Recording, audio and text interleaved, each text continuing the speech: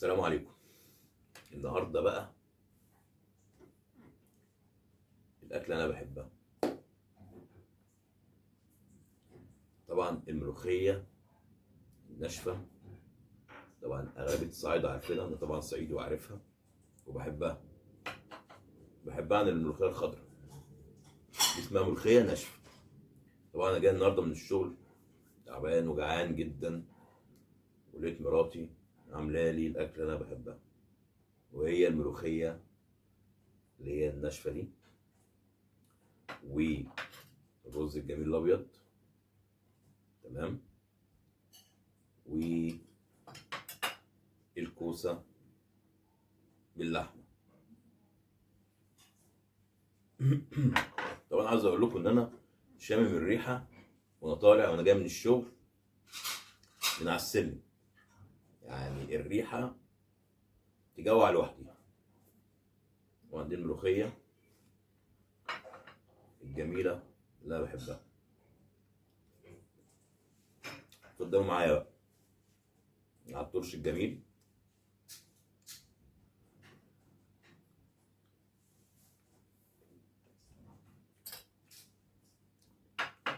الناس بتحب الملوخيه مع الرز، الناس بتحبها بالعيش، بس هي عامه جميله في اي حاجه.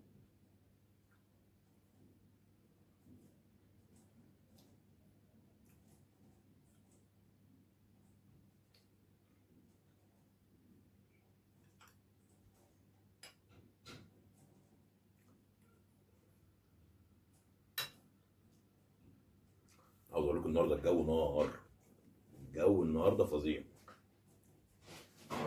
كميه سخونيه فظيعه.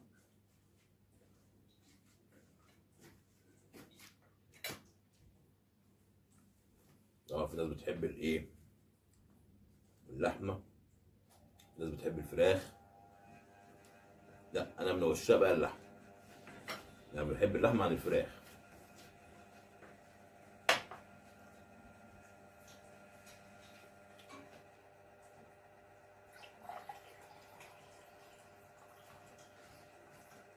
احلى حاجه الواحد يبقى جاي من الشغل يلاقي اللقمه الجميله ويلاقي الراحه.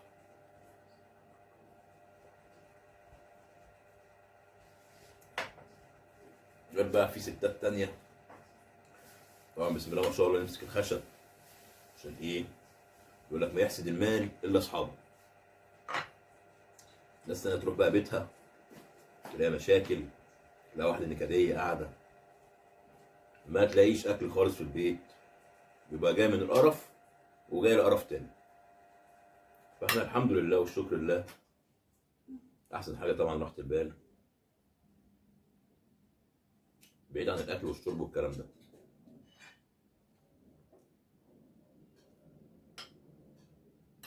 وتلاقي واحده بقى في البيت ايه، مستنياك، عامله لك اللقمه اللي انت بتحبها، عارفه ايه اللي انت بتحبه تعمله. تروح بقى انت البيت بقى تلاقي بقى ايه، مفاجاه جميله بقى مستنياك.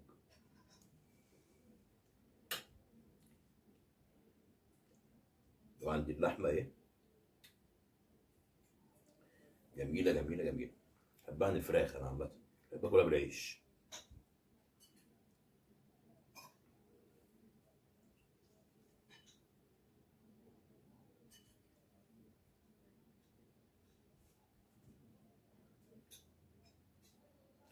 على الترش بقى ابو ميه بقى، اللي هو ابو شطه ده. لا ملح. ايه؟ ملح لا حلو، مش عايز ملح. عادي.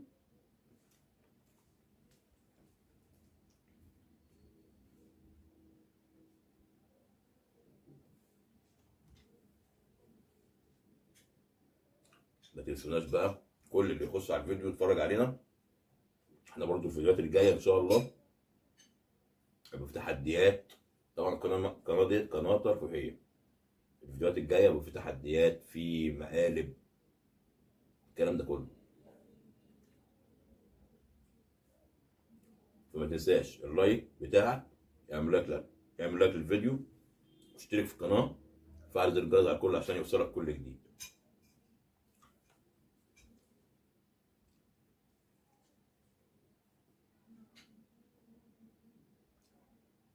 انا من عشاق الفلفل والخيار المخلل.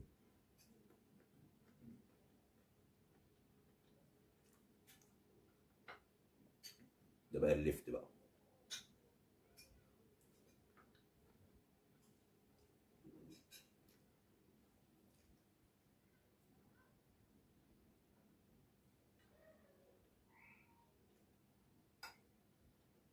طبعا الكوسه بقى، ومن عشاق الكوسه برضه.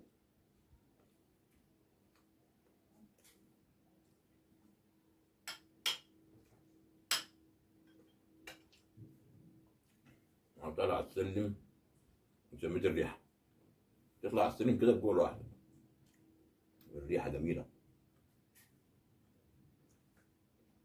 وبالذات الطشه بتاعت الملوخيه دي.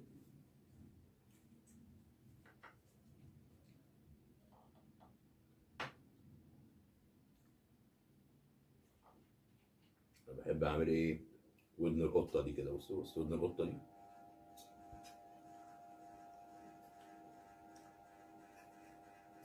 مع خيار مخلل.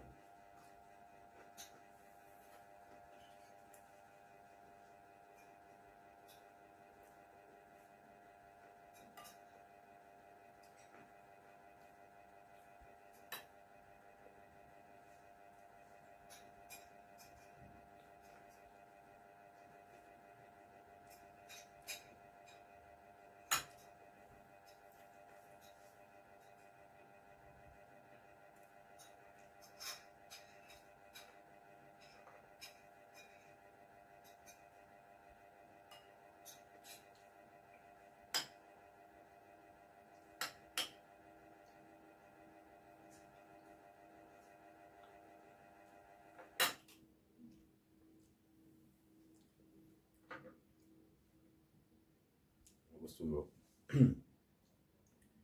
دي طبعا الكوسه اهي، اللي ما شافهاش اهي، ودي بقى الملوخيه. الواحد بيجي من الشغل تعبان وهلكان، عايز بقى يرتاح، غير بقى اما انك تروح بقى لا واحده نكديه مستنياك. اه والله.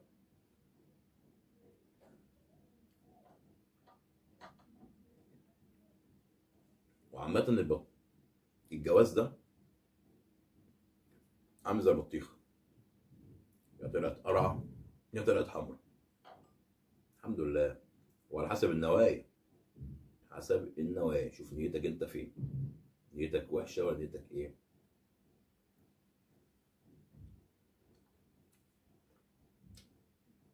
ربنا سبحانه وتعالى بيقول لك ايه؟ من يتقي الله يجعل له مخرجا ويرزقه من حيث لا يحتسب. الرزق مش فلوس بس، الرزق في كل حاجة، في في عيالك، في فلوسك، في شغلك انك مرتاح في شغلك، في زوجة صالحة ان ربنا يديك زوجة صالحة. الرزق مش كله فلوس. كل واحد فينا ربنا بيديله 24 قيراط بتوعه، مديهم له بقى في الصحة، مديهم له مثلا في زوجة صالحة، مديهم له في فلوس، مديله في أطفال، في عياله. ممكن يكون عندك عيل فاسد، عندك عيل كويس عارف ربنا بيصلي لوحده كده، شيء إلهي.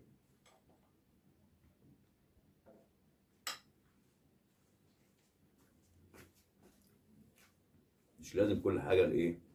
المال.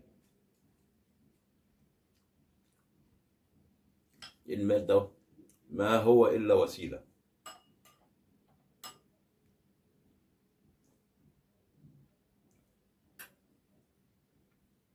يعني انت لو انت مثلا مريض بحاجه لا قدر الله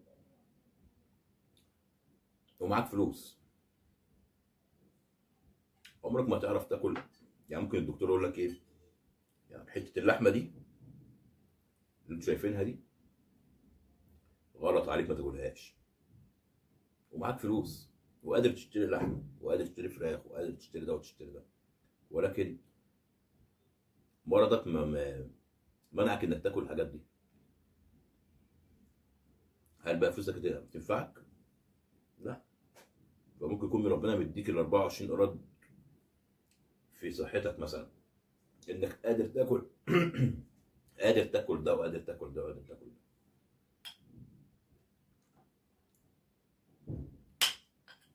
في ناس بقى جهله يقول لك ايه، اهم حاجه الفلوس يا عم. طب الفلوس بدون صحه هتعمل بيها ايه يا خايب؟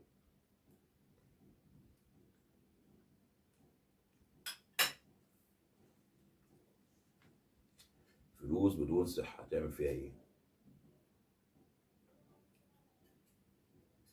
هذا بقى حته اللحمه كده تحط في اللقمه دي كده اهو، ناكلها كده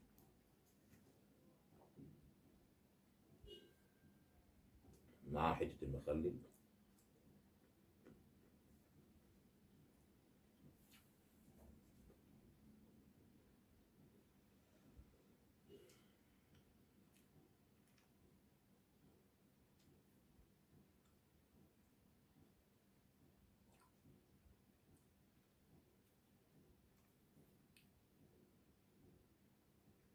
فنحمد ربنا على اي حاجه، اي حاجه.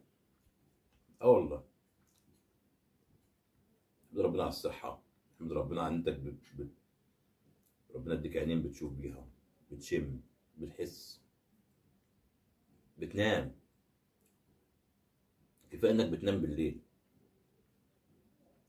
في غيرك ربنا بيديله مرض ويفضل بيتلوى طول الليل. فدايما نقول الحمد لله.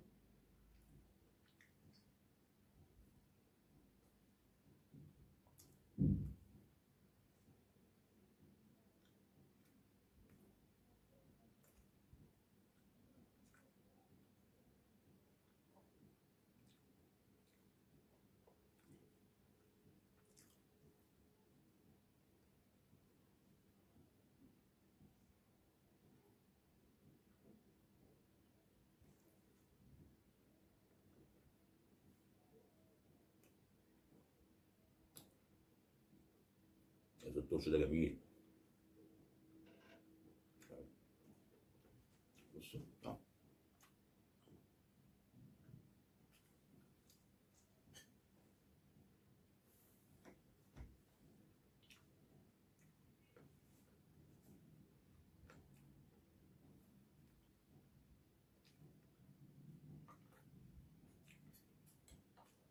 ملوخيه.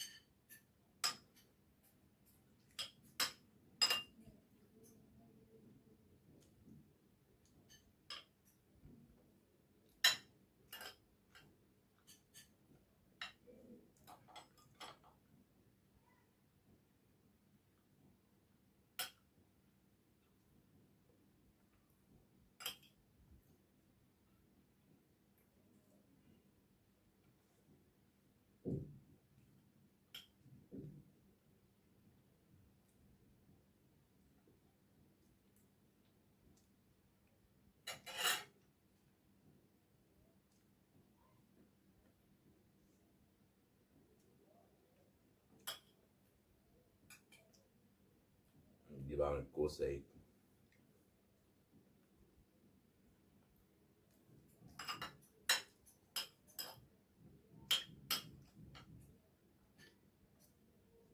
وبيني وبينكم برضو مفيش احسن واحلى من اللقمه الحلوه او اللقمه البيتي. انا قلت لكم لو تعرفوا انا قبل الجواز كنت متبهدل اكل من السوق، تضمنش بقى ده عامل ايه وده عامل ايه.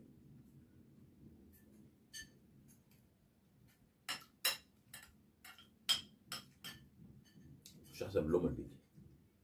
بجد يعني.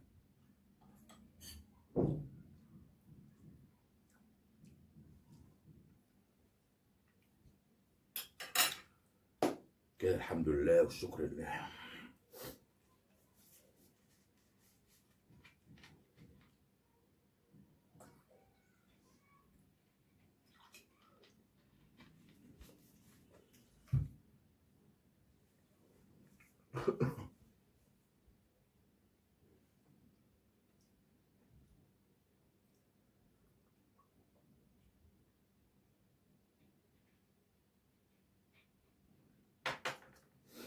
الحمد لله والشكر لله.